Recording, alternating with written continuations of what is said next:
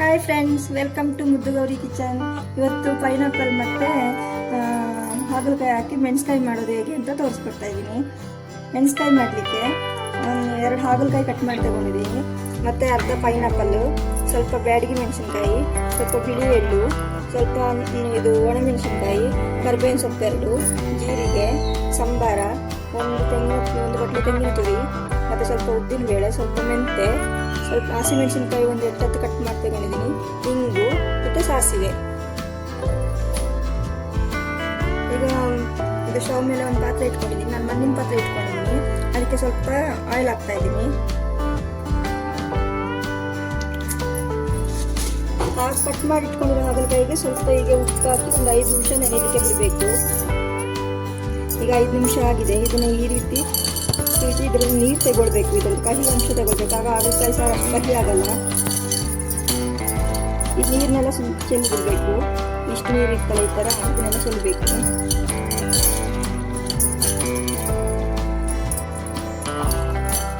ಈಗ ಇದನ್ನ ಈ ರೀತಿ ಹಿಂಡಿ ಈ ಥರ ಬೇರೆ ಬೌಲಿಗೆ ಹಾಕೋಣ.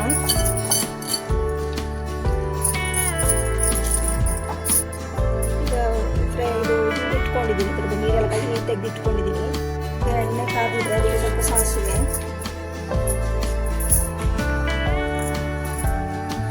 ಸಿಡಿದ ನಂತರ ಹಸಿಮೆಣಸಿನಕಾಯಿ ಹಾಕೊಳ್ತೀನಿ. ಈಗ ಹಸಿಮೆಣಸಿನಕಾಯಿ ಹಾಕೊಳ್ತಾ ಇದ್ದೀನಿ. ಈ ಮೆಣಸಿನಕಾಯಿಗೆ ಸ್ವಲ್ಪ ಎಣ್ಣೆನ ಸ್ವಲ್ಪ ಜಾಸ್ತಿ ಹಾಕೊಳ್ಬೇಕು. ನೀವು ಹಸಿಮೆಣಸಿನಕಾಯಿ ಫುಲ್ಲು ಫ್ರೈ ಆಗಬೇಕು.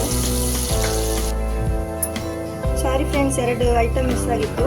ಸ್ವಲ್ಪ ಬೆಲ್ಲ ಮತ್ತು ಹುಣಸೆ, ಒಂದು ನಿಂಬೆಹಣ್ಣು ಗಾತ್ರದಷ್ಟು ಹುಣಸೆ ಹುಳಿ ತಗೊಂಡಿದ್ದೀನಿ.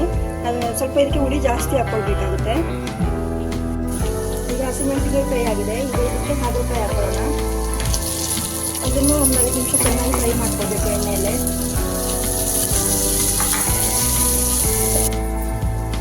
ಈಗ ಮಸಾಲೆ ಹುರಿಲಿಕ್ಕೆ ಬಾಣಲೆಯಲ್ಲಿ ಎಣ್ಣೆ ಇಟ್ಕೊಳ್ತೀನಿ ಸ್ವಲ್ಪ. ಅದಕ್ಕೆ 1 ಸ್ಪೂನಷ್ಟು ಉದ್ದಿನ ಬೇಳೆ ಹಾಕೊಳ್ತಾ ಇದ್ದೀನಿ.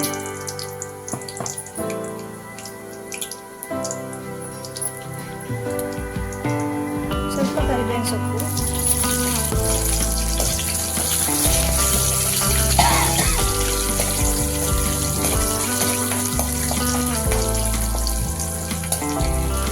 ಇದು ಫ್ರೈ ಆದ ನಂತರ ಇದಕ್ಕೆ ಸ್ವಲ್ಪ ಸಂಬಾರ ಹಾಕೊಳ್ತಾ ಇದ್ದೀನಿ. 3 ಸ್ಪೂನ್ ಅಷ್ಟಿದೆ. ಈಗ ಸ್ವಲ್ಪ ಹಿಂಗೆ ಹಾಕೊಳ್ತಾ ಇದ್ದೀನಿ.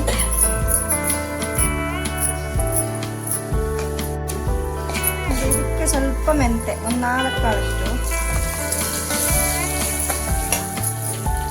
ಈಗ ಸ್ವಲ್ಪ ಜೀರಿಗೆ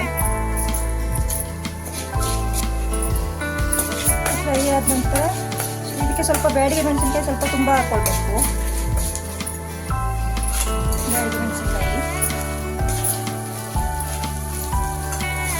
ಒಣಮೆಣಸಿನ್ಕಾಯಿನ ಒಂದು 8 ಇದ್ರೆ ಸಾಕು.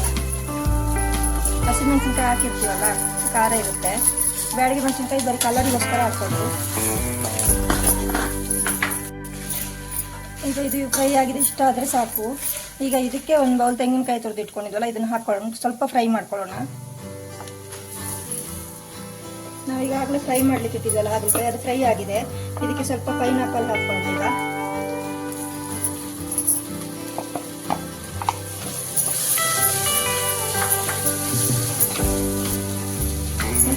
ಸ್ವಲ್ಪ ಫ್ರೈ ಆದಮೇಲೆ ಇದಕ್ಕೆ ಸ್ವಲ್ಪ ಉಪ್ಪು ಹಾಕೋಣ.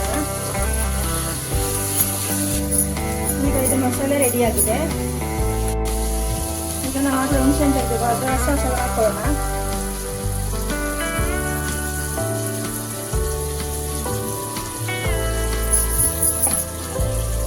ಇನ್ನೊಂದು ಸ್ವಲ್ಪ ನೀರು ತಗೊಂಡು ರಸ ಹಾಕೊಳ್ತಾ ಇದ್ದೀನಿ. ಅದು ಸ್ವಲ್ಪ ಉಳಿಬೇಕು. ಹಾಗಾಗಿ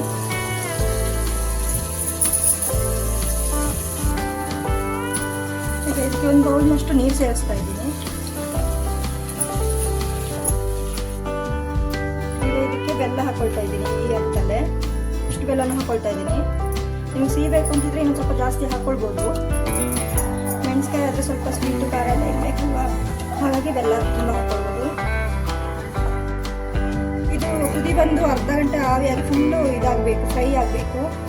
ನೀರೆಲ್ಲ ಆರಿ ಫುಲ್ ಗಟ್ಟಿ ಆಗಬೇಕು, ಇದು ಗಟ್ಟಿ ಬರಬೇಕು.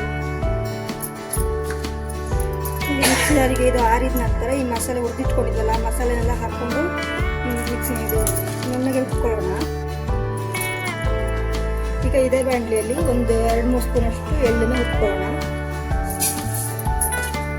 ಬಿಳಿ ಎಳ್ಳಾದರೆ ಒಳ್ಳೆಯದು, ಕಪ್ಪೆಳ್ಳಾದರೆ ಸ್ವಲ್ಪ ಸಾಂಬಾರು ಕಪ್ಪು ಕಲರ್ ಬರುತ್ತೆ. ಬಿಳಿ ಎಣ್ಣೆ ತಗೊಳ್ಳಿ ನೀವು. ಒಂದು 2 ನಿಮಿಷ ಫ್ರೈ ಮಾಡಿಕೊಂಡ್ರೆ ಸಾಕು, ಇದು ಸಾಕಾಗುತ್ತೆ ಅಷ್ಟೇ.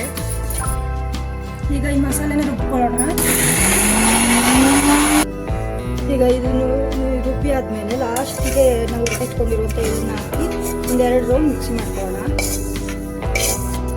ಈಗ ಮಿಕ್ಸಿ ಮಾಡಿ ಆಗಿದೆ. ಇದಿಷ್ಟು ಡ್ರೈ ಆಗಿದೆ. ಈಗ ಇದಕ್ಕೆ ನಾವು ಮಸಾಲೆ ರುಬ್ಕೊಂಡಿದ್ವಲ್ಲ ಅದನ್ನು ಸೇರಿಸ್ಕೊಳ್ಳೋಣ. ಮಸಾಲೆ ಸೇರಿಸ್ಕೊಳ್ತಾ ಇದ್ದೀನಿ.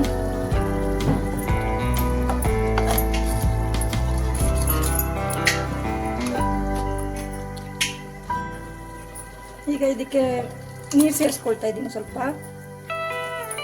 ಇದು ಸ್ವಲ್ಪ ಗಟ್ಟಿನೇ ಇರಲಿ, ತುಂಬ ತೆಳುವಾಗಿ ಮಾಡ್ಕೊಳ್ಬೇಡಿ. ಇನ್ನೊಂದು ಸ್ವಲ್ಪ ಬೇಕಿದ್ರೆ ನೀರು ಸೇರಿಸ್ಕೊಳ್ಬೋದು. ಈಗ ಇದಕ್ಕೆ ರುಚಿಗೆ ತಕ್ಕಷ್ಟು ಸ್ವಲ್ಪ ಉಪ್ಪು. ಈಗ ಇದು ತುಂಬ ಚೆನ್ನಾಗಿ ಕುದಿಬೇಕು, ಒಳ್ಳೆ ಕುದಿಬೇಕಾಗ 1 ವಾರ ಇಟ್ಟು ಹಾಳಾಗೋದಿಲ್ಲ. ಈಗ ಇದು ತುಂಬ ಚೆನ್ನಾಗಿ ಕುದಿಬೇಕು, ಕುದಿ ಬಂದಿದೆ, ಇಷ್ಟು ಕುದಿಬೇಕು. ಈಗ ಹಾಗಲಕಾಯಿ ಮೆಣಸಿನಕಾಯಿ ಸಾಂಬಾರು ರೆಡಿಯಾಗಿದೆ. ಈ ರೆಸಿಪಿ ನಿಮಗೆ ಇಷ್ಟ ಆಗಿದ್ದರೆ ದಯವಿಟ್ಟು ಸಬ್ಸ್ಕ್ರೈಬ್ ಮಾಡಿ, ಲೈಕ್ ಮಾಡಿ, ಶೇರ್ ಮಾಡಿ. Thank you.